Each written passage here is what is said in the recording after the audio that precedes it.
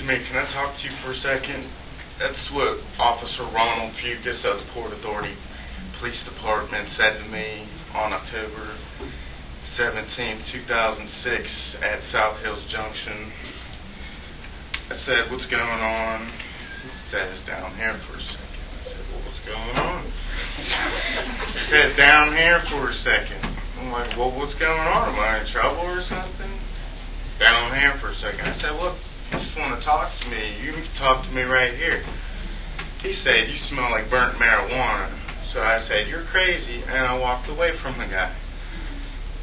So he walks after me, grabs me by my sleeve, and he says, the drug dog's going to come down. So I said, all right, I'm going to videotape it. Look at this camera. Okay, I'm going to videotape it. He tries to reach for the camera, so I'm like, this guy's just violating my rights. So I put the camera back in my pocket, snatch my hand away, and I start running.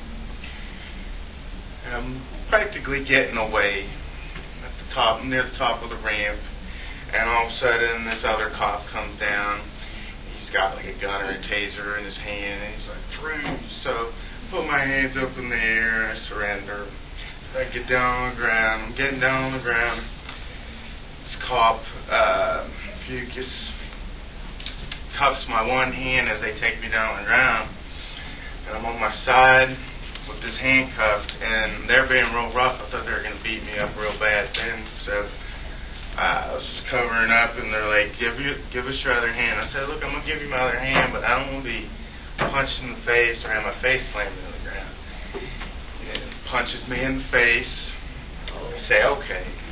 So I surrender my other hand to them. They cuff it, they roll me in my stomach, and I had what I feel is God or something come across me. It was like the feeling when you get when your hair stands on your neck. And I just had this instinct, because I was on my stomach, face down, cuffed, to turn my head to the right, and at that moment, my face was slammed into the ground. They then tasered me in the right leg, all while I'm still handcuffed, picked me up to my feet, walked me up to Warrenton. They passed me off to these two cops. Those two cops went off in separate directions.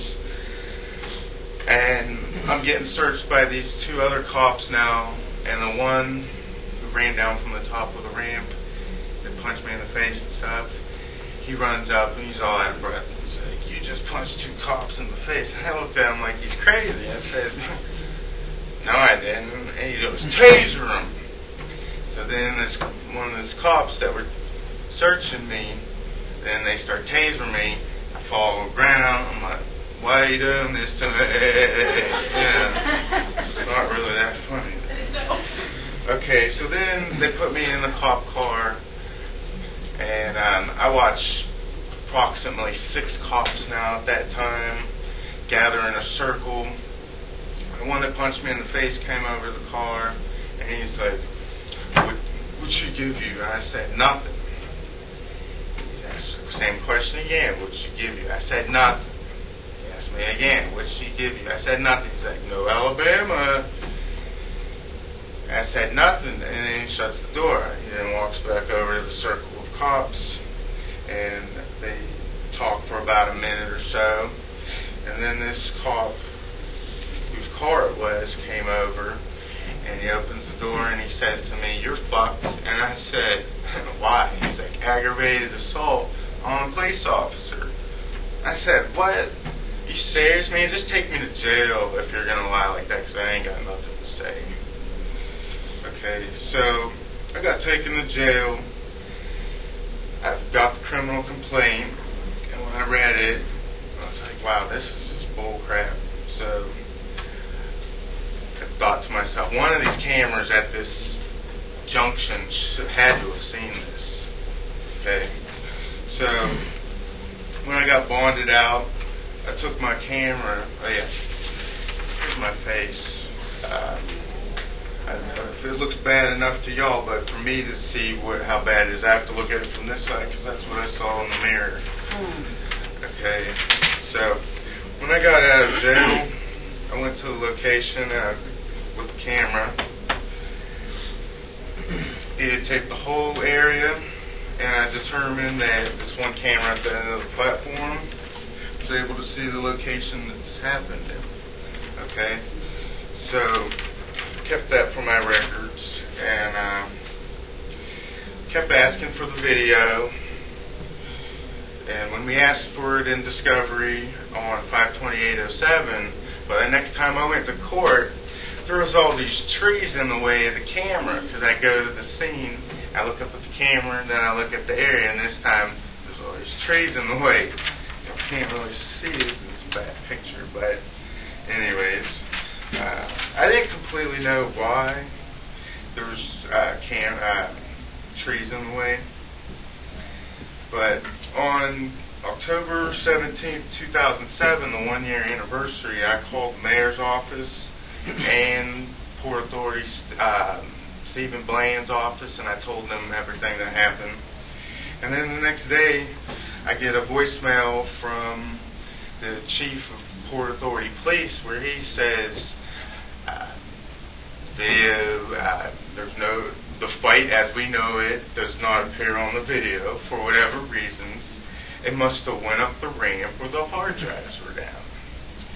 Okay, so how does something go up the ramp if their own documents state that they could see that area, right?